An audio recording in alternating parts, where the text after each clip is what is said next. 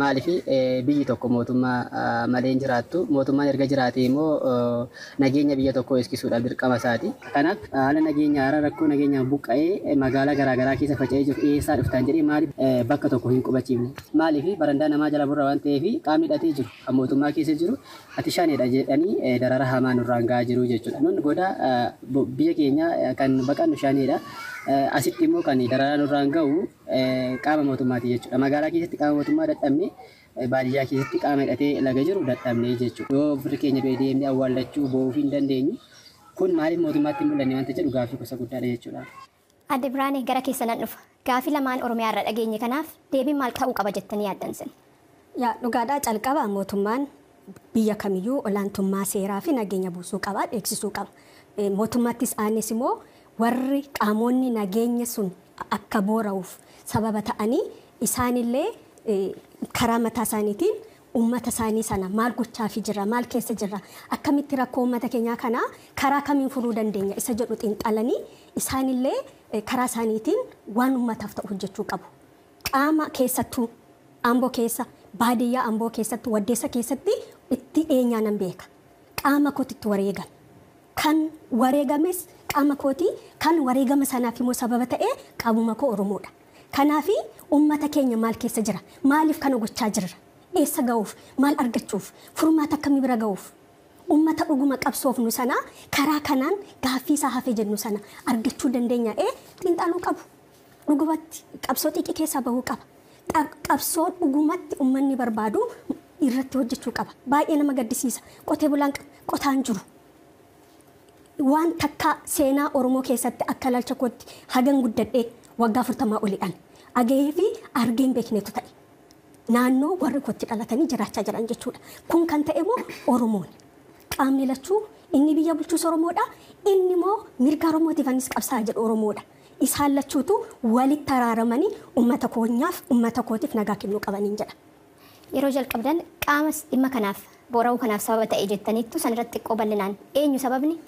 Egaa akka uummanni jedhutti kan ijoolleen hojii dhabdeessi saamicha gochaa jiru jedhu kan waboo yookiin mootummaan shanee jedhu isaanis rakkina uummatarraan gahaa jira jedhu akkuma gaaffii biyya keessa dhageessite kan hundi walitti qaban. Mootummaa isin himatan isaan hunda himatan. Hunda himatan.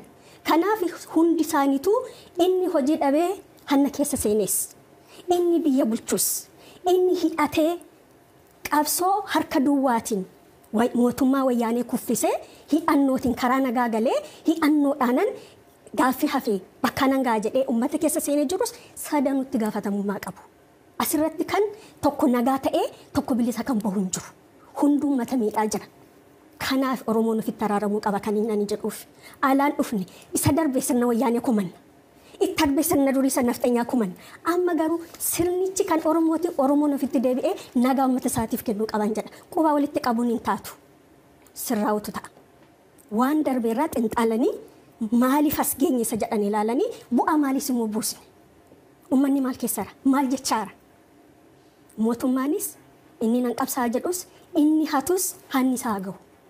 Uummataaf nagaa kennuu jedhan. Ulfaadhu Adde Biraanee.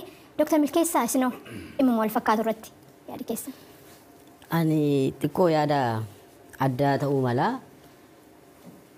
Erga addi bilisummaa Oromoo Asmaraadhaa galee booda araarra akka bu'uuf carraaqqii baay'eetu godhame. Wanni bosonatti nama deebisu hin jiru ture. Garuu akkuma sila dubbadhee sirna mataa ofii ijaarrachuudhaaf sirni sun sirna Oromoo ta'een fudhadhu ani akka kootti Oromummaa afaanis hin deemu farra Oromummaa of keessaan inni qabu sirnicha keessa isaa nan beeka. Sirna sana diriirsuudhaaf akka dhalatu gochuudhaaf waan tarkaanfii kabajamoo muummichi ministeeraa fudhateen namni galuudhaaf galillee galanii leenjiitti seenanillee ijoolleen kun lagatti deebi'an bosonatti deebi'an. Dhiibamaniitu bosonatti seenan mana taa'anis madu deemanis madu carraan qabanii gara bosonaatti deeman. Utuu mootummaan sun mootummaa akka ammaa haasofnu kana mootummaa Oromooti ta'e jechuun mootummaa Oromoo wanni jedhamu jiru mootummaa Tigirii Amaaraa wanni jedhamu jiru sirna kan ijaaramu sirni sun eenyuun fayyadaadha sirni sun Oromoon fayyadu Oromoo fi miidha gaafin Oromoo waan deebuu dadhabeef ijoolleen kun laga seenan bosonatti deebi'an kana keessatti dhuguma uummatatu miidhamaa jira. Kanaaf utuu kabajamoo muummichi ministeeraa paartiin isaanii haa ta'u mootummaan isaanii Oromootti deebi'ee araarame Ijoolleen kun waanuma lagaa hojjetan hin qaban. Huma galu. Huma gaafa mootummaan Abiy mootummaa Oromollee miti mootummaa hundaa ta'uudha yoo yaalan ijoolleen kun qawwee isaanii kaa'aniitu galu. Gaafiin Oromoo deebinan wanni isaan lagaa hojjetan maata kan jiru. Gaafii Oromoo deebi'uu waan hin dandeenyeef dirqamatti taanaan. Gaafii waan salphifama xiqqoon tuqxanii gaafiin deebi'uu didee kun. Gaafilee jajjaboon yeroo warraaqsa uummataa sila seensarratti ka'etu jira.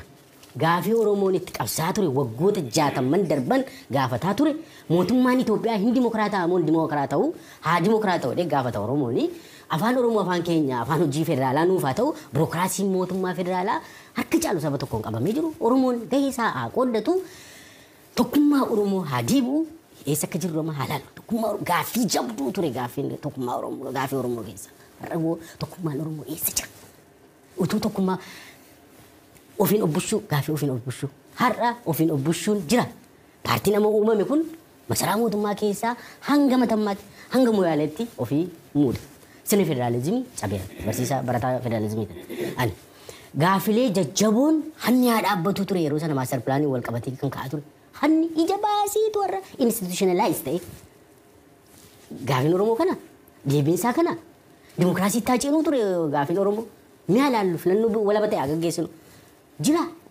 yaadamaar wanna kanatu mootummaan amma jiru ergamatti kenname paarlaamaa irratti harka isaanii baasanii biyya kana gara dimokiraasiitti nan ceesisa jedhanii waadaa galan sana utuu filannoo walaba ta'e gaggeessuudhaan uummanni isaan filachuu mala dhiisus mala sun hin taane sirna isaaniitti ijaarratanii namni manattis du'aa hiriira bahuun hin danda'amu Oromiyaa keessatti hiriira mormi bahuun hin danda'amu sadii ta'ee namni bahe roobee irratti yeroo ajjeefame nan beekan mootummaa keessa hin jira.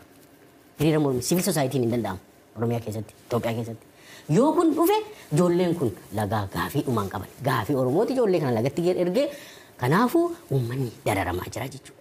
Waraana kana keessatti eenyuun miidhamu uummata nagaa qonna qotataan jiran uummanni.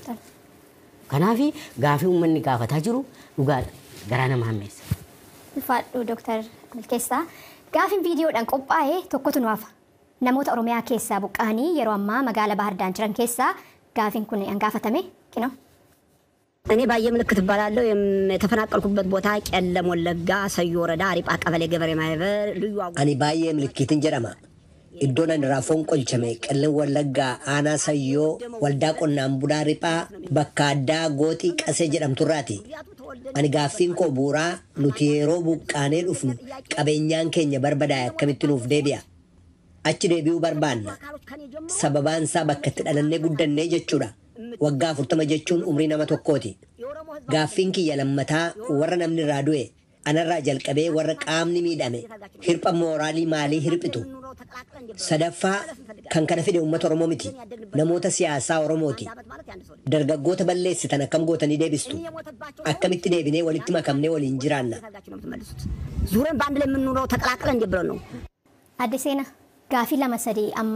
ኢሳን ካሰን ከናፍ ዴቢ ማል ጀቱ ጋፊ ለምሳን ካሰን ከናፍ ጋፊ ሰደን ካሰኔ ፊ ረኮ ቢያማ ኢትዮጵያን ኬስ ጅርቱ ፊ ኦሮሚያን ኬስ ጅርቱ ወልማ ወልቀበቴ ጀዳም አቲንጋ ከኪያደ ኪያቲ ረኮን ኦሮሞ ረኮ ኢትዮጵያቲ ወልት ለተጀና ኦሮሞን akkinni matees ta'ee Oromoo miti lafa Oromiyaa keessa qellama Wallaggaa keessa warra buqqa'ee deemee jedhe garuu ammoo san dura kan dubbatame kan Oromoo ta'ee warri shanee mootummaan jedhamu kan buqqise walitti hidhatamee waan jedhuufi kan warri shaneen buqqise kan uummanni warri dargaggoonni buqqisteeti naannoo Amaaraatti deebi'ee jedhe walitti hidhatee jedha so rakkoo Itoophiyaa deebisuuf rakkoo Oromoo deebisuu qaba Oromoonis of duuba deebi'ee gaaffiin Oromoo kalee maal ture gaaffiin Oromoo har'a maalidha kan politika walitti godhaa jiru gaaffiin Oromoo kuni gaaffii Itoophiyaatti walitti hidhata bakki hadha Oromoon qabdu kunii fi bakki Oromoon kalee turte adda kanaafuu responsibilitiin Oromoo ta'ofii qofa toon ta'in ka biyyattii fi ka addunyaallee harka jira addunyaan Itoophiyaan sabab sablammii fi Oromoo laalaa jira garuu Oromoo isa keessatti waayilli kee lamaan akka diroo dubbatan si galee asillee rakkutu jira mootummaa birallee rakkuun jira because warra kanaatiin shaneetu nu buqqisee mootummaan shanee eegsineeti idii asitti finfinneetti gallee otakka godhamuuf danda'e mootummaan ammoo dirqama qaba seera eegsisuu irratti gara kanaan ammoo mootummaan ammoo shaneedha jedhee uummata nagaa fixaa jira taappellaa kijibaatti godhe akkuma sirna darbee kanaa jechuudha.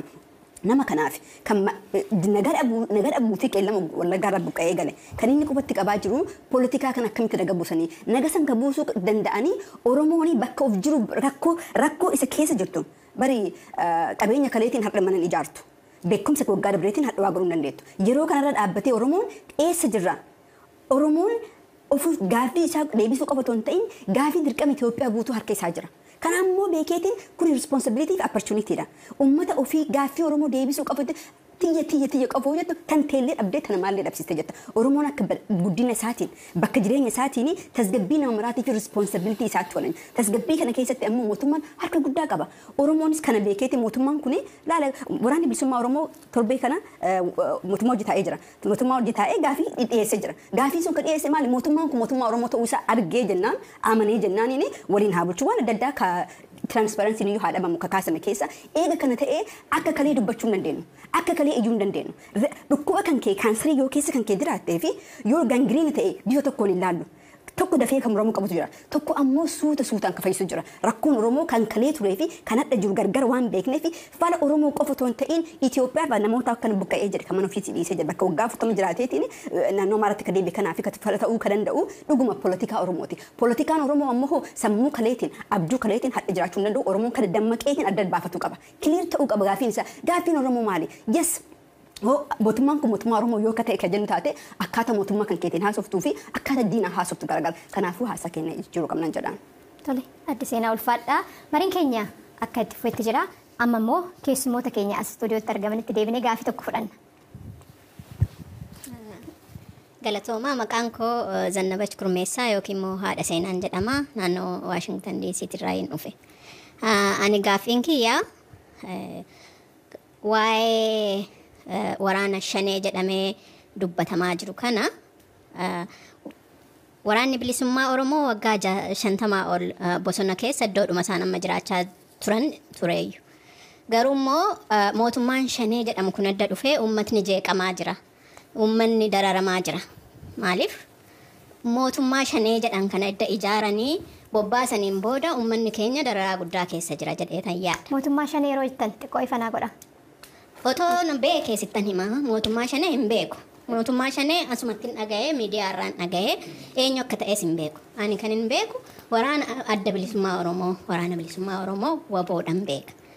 Ijaa kanaa wanti kun shaneen kun yoom dhufee eessaa dhufee namni ifa nuuf godhu yoo jiraate kan waan gaafadhaa sana caala uummanni Oromoo yoomiyyuu waliigalteedhaan eenyu wajjiniin iyyuu rakkina hin qabu. Duris jiraachaa dhuma ture gara fuulduraatti sinuma jiraata amma mootummaan shanee jedhamu kan yookiin immoo waraanni shanee biyya keenya keessaa ba'utti jedhee yaada galatoomne. Ulfaadhaa.